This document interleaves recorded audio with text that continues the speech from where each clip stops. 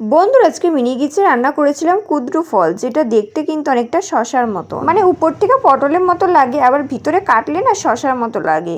তো ভিডিওটা স্কিপ না করে লাস্ট পর্যন্ত দেখো। চলো ভিডিওটা শুরু করা যাক। তো প্রথমে এখানে 4টি কুদ্রু ফল নিয়েছি, আর এটা না ভালো করে কেটে নিয়েছি। এটাকে ফল বলে, তবে এটা কিন্তু রান্না করে খাওয়া যায়, এটা কিন্তু কাঁচা কাঁচা খাওয়া যায় না। আর আমি নিয়েছি ছোট্ট একটু আলুটাকে কিন্তু ছোট ছোট করে কেটে নিয়েছি, আর কেটে নিয়েছি একটা কাঁচা লঙ্কা। আজকে কিন্তু এটা আমি আলু দিয়ে চচ্চড়ির মতো করবো। এটা ঝোল দিয়েও খাওয়া যায়, তবে আমি না কোনোদিনও খাইনি, আমার কাছে এভাবে বেশি ভালো লাগে খেতে। তো প্রথমে উনুন ধরিয়ে বসিয়ে দিলাম কড়াই গরম হয়ে গেলে দিলাম কিছুটা পরিমাণে তেল, তারপর দিলাম তার মধ্যে সামান্য পরিমাণে কালো জিরে, তারপর দিয়ে দিলাম কেটে রাখা আলুগুলো। তার ভালো করে নাড়াচাড়া করে আলুটা কিছুক্ষণ ভেজে নেব। আলুটা যতক্ষণ লাল লাল না হয়ে যাবে ততক্ষণ কিন্তু এটা ভাজতে থাকবো।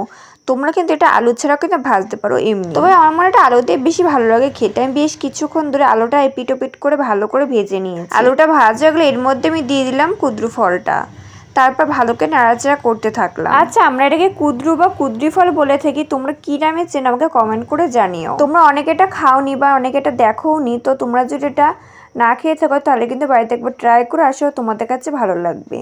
আর তোমরা পারলে এরকম চচ্চড়ি মতন করে খেও। এটা ঝোলে দিয়ে মানে রান্না করেও খাওয়া যায়, তো আমার কাছে ওটা একদম ভালো লাগে না, তাই আমি এইভাবেই খাই। তোমরা অনেকে ভাবতে বলে যে এটা আবার কি জিনিস রান্না করে খাচ্ছে, তবে বিশেষ করে খারাপ লাগে না খেতে, ভালোই লাগে খেতে, তাই তো রান্না করছি, তাই না? তোমরা দেখতেই পাচ্ছ একভাবে কুদ্রু ফলটা ভালো করে নাড়াচাড়া করতে থাকছিলাম। এখানে কিন্তু আলুটা বেশ অনেকটা পরিমাণে সিদ্ধ হয়ে গেছে।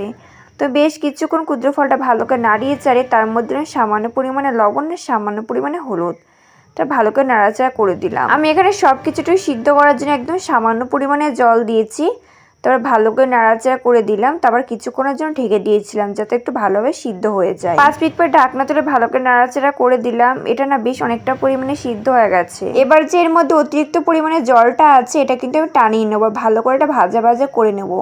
আসলে এটা আমি একটু ভাজা ভাজাই করবো, সিদ্ধ হওয়ার জন্য সামান্য পরিমাণে জল দিয়েছিলাম। আমি সবসময় তেলের পরিমাণটা খুবই অল্প রাখার চেষ্টা করি, তোমরা পারলে বেশি করে তেল দিও, তাহলে জল দেওয়া লাগবে না। এখানে কিন্তু আমার সবকিছু ভালোভাবে সিদ্ধ হয়ে গেছে, তোমরা দেখতেই পাচ্ছ। ব্যাস ভালো করে নাড়িয়ে চেড়ে দিলাম, ব্যাস হয়ে গেছে কিন্তু তোমার রান্না। সবশেষে তোমরা কিন্তু সামান্য পরিমাণে চিনি দিয়েও নামাতে পারো, তবে আজকে আমি চিনি দিইনি। ব্যাস এবার নাড়িয়ে চেড়ে নামিয়ে নিলে হয়ে গেল কুদ্রু ফলের চচ্চড়ি, যেটা খেতে হয়েছিল কিন্তু খুবই ভালো। তোমরা কিন্তু হয়তো ট্রাই করতে ভুলো না। রেসিপিটা কেমন লেগেছে অবশ্যই আমাকে কমেন্ট করে জানিও, আর ভিডিওতে লাইক করে চ্যানেলটি সাবস্ক্রাইব করে দিও। বাই।